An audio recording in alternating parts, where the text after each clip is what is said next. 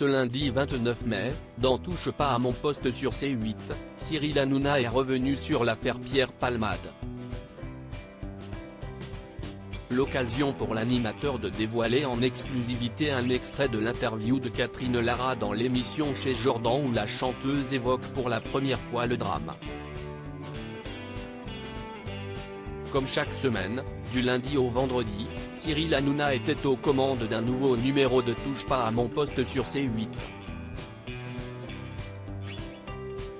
Avec ses chroniqueurs, il est revenu sur les grands titres de l'actualité, notamment sur ceux du week-end. Ainsi, le présentateur a parlé du palmarès de la 76e édition du Festival de Cannes qui s'est terminée dimanche 28 mai. Il est aussi revenu sur l'affaire Pierre Palmade, survenue en février dernier.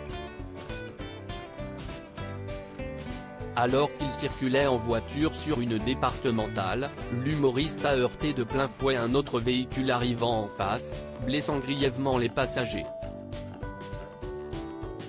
Depuis, l'affaire a connu de nombreux rebondissements et a souvent fait la une des médias.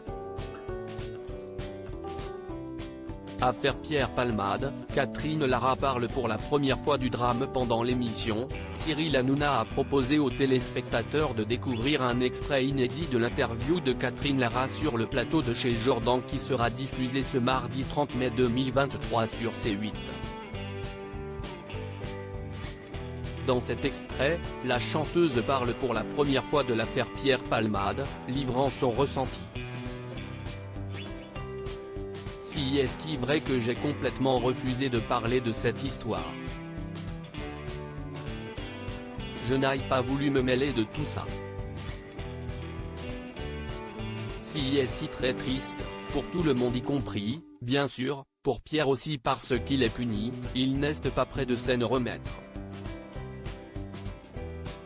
La punition, elle est sévère, surtout quand on est quelqu'un qui est censé faire rire donc là, si est très dur pour lui, mais je dois dire aussi que pour ces pauvres gens qui ont été blessés, si est horrible.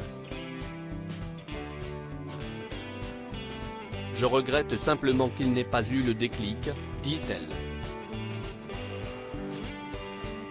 Le procès pas avant 3 ou 4 ans? Gilles Verdez fait le point juste avant la diffusion de cet extrait inédit. Gilles Verdez a fait le point sur l'affaire. On sait qu'il n'y a pas de problème mécanique sur la voiture, si est une expertise qui a dit ça. On sait que la vitesse n'était pas excessive.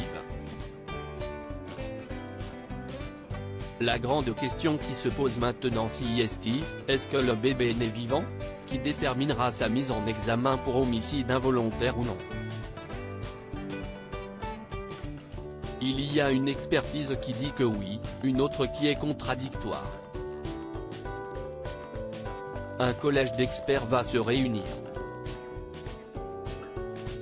Il y en a pour au moins 2 ans d'expertise et le procès ne se tiendra pas avant 3 ou 4 ans, a-t-il confié.